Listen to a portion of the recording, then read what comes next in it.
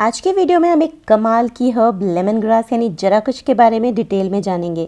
इसकी सनलाइट और water requirements क्या हैं, साथ ही इसे कैसे लगा सकते हैं, प्रोपोगेशन का क्या तरीका है और इसके ढेर सारे हेल्थ बेनिफिट्स भी हम जानेंगे।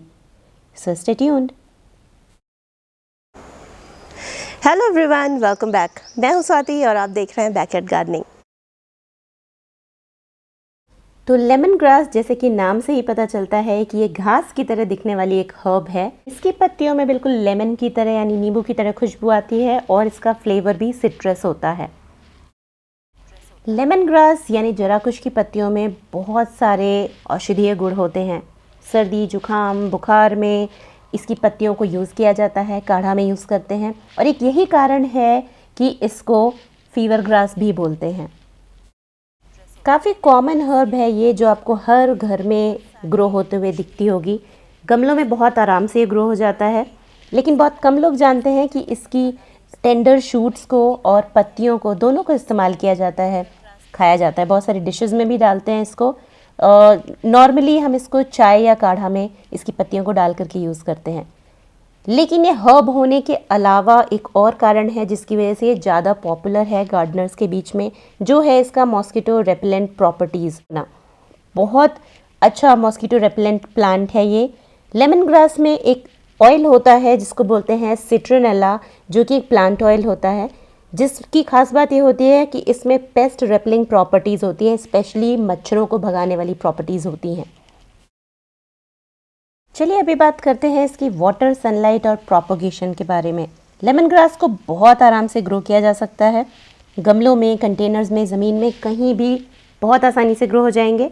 फुल सनलाइट से लेके पार्शियल शेड में भी आप इसे ग्रो कर सकते हैं। मतलब अगर आपके बालकनी में या गार्डन में 2 घंटे की धूप भी आती है, छनी हुई धूप भी आती है, तो भी ये पौधा आराम से ग्रो हो जाता है। बात करें अगर इसकी वाटर रिक्वायरमेंट की, तो इसको पानी ज़्यादा चाहिए। अगर आप कम पानी डालेंगे तो आप देखेंगे इसकी पत्तियां सूखी सूखी सी दिखेंगी, क्रिस्प हो जाती हैं, ब्राउन दिखने लगती हैं। सो बेसिकली इसको डेली वाटरिंग की ज़रूरत है। मॉइस्चर बहुत ज़्यादा पसंद है इसको। मिट्टी में मॉइस्चर ज़्यादा रहेगा तो ज़्यादा नई शूट्स ग्रो होंगी, पौधा और घना होता है। बात करें अगर किस तरह की सॉइल चाहिए इसे ग्रो करने के लिए, तो इसे किसी भी तरह की मिट्टी में आप आसानी से ग्रो कर सकते हैं, सिर्फ गार्डन की सॉइल में भी। हालांकि अगर आप इसमें कंपोस्ट ऐड कर देंगे तो इसकी ग्रोथ और अच्छी होगी, बट मेनली इसको मॉइस्चर ज़्यादा चाहिए अच्छी ग्रोथ के लिए। ये पौधा गर्मियों में और बरसात में बहुत तेज़ी से ग्रो करता है और सर्दियों में ये प्लांट डोरमेंट हो जाता है। मतलब आपको कुछ खास ग्रोथ नहीं दिखेगी सर्दियों में, पौधा थोड़ा डल दिखेगा, पत्तियाँ ड्राई सी दिखेंगी, क्रिस्प दिखेंगी, नई शूट्स और नई लीव्स ग्रो होती हुए नहीं दिखेंगी। लेकिन वापस स्प्रिंग सीजन यानी फरवरी मार्च आते ही इसमें नई ग्रोथ होने लगेगी और समर्स और मानसून में ये पौधा फिर से भर जाता है नई ग्रोथ के साथ। अगर बात करें कि इसे ग्रो कैसे करना है, प्रोपोगेट कैसे करना है, तो इसे रूट डिवीजन मेथड से ग्रो करना बहुत आसान है।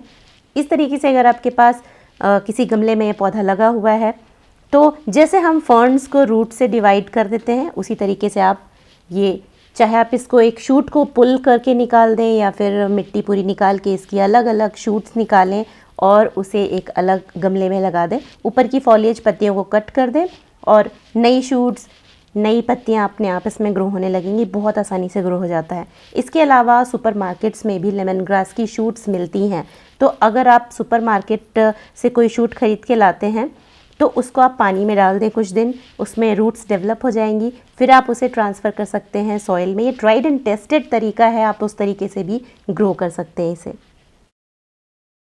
तो जैसा कि मैंने पहले कहा कि इसमें बहुत सारी मेडिसिनल प्रॉपर्टीज़ हैं, बहुत सारे औषधीय गुण हैं और इसकी पत्तियों को कफ, कोल्ड, फीवर में यूज़ किया जाता है।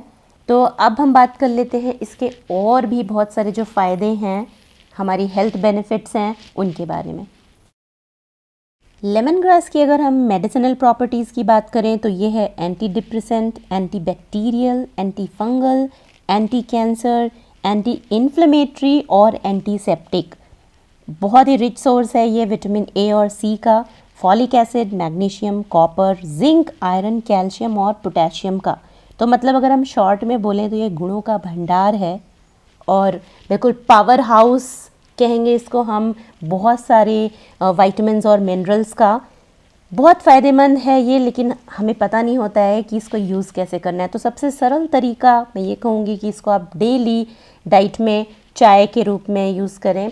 इसका आप हर्बल टी भी बना सकते हैं। यूट्यूब पे आप सर्च करेंगे, आपको ढेरों रेसिपीज़ मिल जाएंगी। तो अगर हम शॉर्ट में टॉप 5 इसके बेनिफिट्स की बात करें तो वो होगा, ये बहुत अच्छा मॉस्किटो रिपेलेंट है, कोलेस्ट्रॉल लेवल को ये कंट्रोल करता है, कफ कोल्ड फीवर को क्योर करता है, कैंसर के से बचाव करता है और डाइजेशन इम्प्रूव करता है।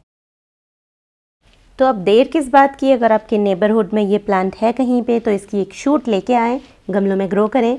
नहीं है तो भी नर्सरीज़ में बहुत आसानी से मिल जाएगा, 30-40 रुपए में पौधा लेके आएँ, फिर उसको आप मल्टीप्लाई करते रहें। डेली डाइट में इसको आप यूज़ करें और इसका भरपूर फ़ायदा उठाएं। आई होप आपको आज का वीडियो पसंद आया होगा। अगर पसंद आया है तो मुझे ज़रूर कमेंट करके बताएं। मैं इस तरीके के और वीडियोज़ लेके जल्दी आऊँगी आपके साथ। फिर मिलती हूँ एक और इंटरेस्टिंग वीडियो के साथ। Bye bye.